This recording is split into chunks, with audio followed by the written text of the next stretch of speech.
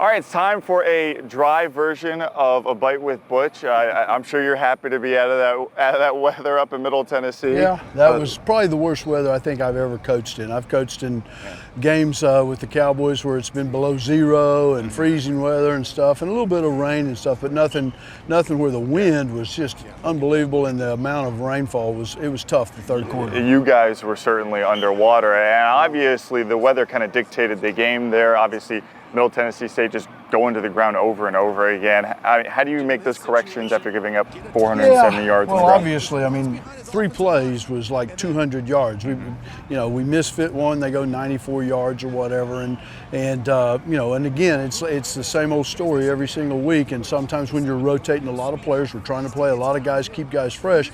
If it just takes one guy to make a mistake, and now all of a sudden there's a gap that nobody's controlling, and everybody else is in theirs, and we just got to do a better job coaching. So going into this week, you look at that game film, and obviously the weather was such a big part of it. Now, how do you properly assess and how do you get ready when the game film is just sloppy because of the first half wasn't so bad. I mean, obviously we got off to a little bit of a slow start, but we dug our way out, went into the locker room 17-14, and thought, okay, we're kind of on roll. You didn't know it was going to come out and be 45 mile an hour and a monsoon of rain, but there's things in the course of any football game that you have no control over. So we got to deal with it from a coaching standpoint and from a team standpoint, minimize. If we could have had some execution offensively instead of 3 and out, 1 fumble out, fumble a kickoff return, all of a sudden we shot ourselves so bad in the foot that you can't get out of it when the wind changed and you got the fourth quarter. If we would have been down, maybe 7 points, 10 points going in the fourth quarter, and now we get the win and the offense gets a chance to have 3 or 4 possessions in the fourth quarter. But anyhow, that's all. I mean, we've moved on. I mean, you look at the things that you can fix and try to fix those things, and then move on, get ready for ODU. Moving on to ODU, that 12 o'clock kickoff this week.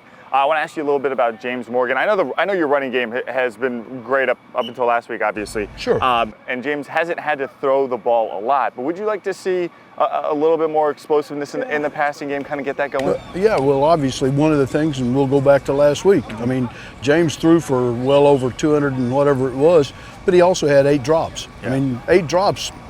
Those are the things that you've got to convert those to make the third downs and get to possession. Instead of being 3 and out, maybe you go 6 and out, maybe you score. So, James is one of the best quarterbacks that I've ever been around. His preparation, his arm, he can throw into that wind. In that quarter where we scored in the first half, I mean, the wind was howling, and he was still able to throw the ball and do some good things.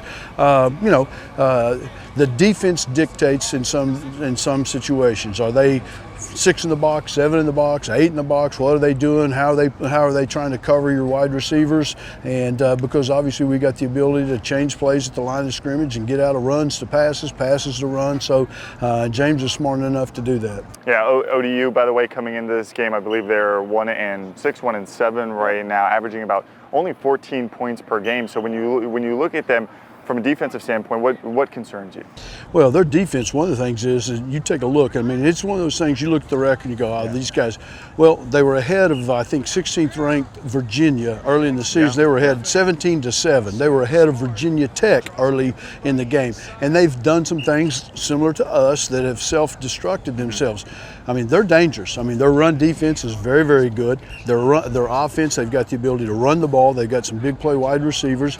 And one of the things that is extraordinarily concerning is the fact that they got the nation's best kickoff return guy. He's got 3 kickoff returns for touchdowns. I mean, he's had 60 yards, 70 yards, 30 yards. I mean, he is super dangerous. So, special teams, like they always are, is going to be a big part of the game. Maybe we'll see dueling kickoff returners between him and Maurice Alexander. That would be nice, absolutely. They're out there. All right, once again, 12 o'clock kickoff, FIU back home. Hopefully it stays dry for you guys this week. Absolutely. I think it will.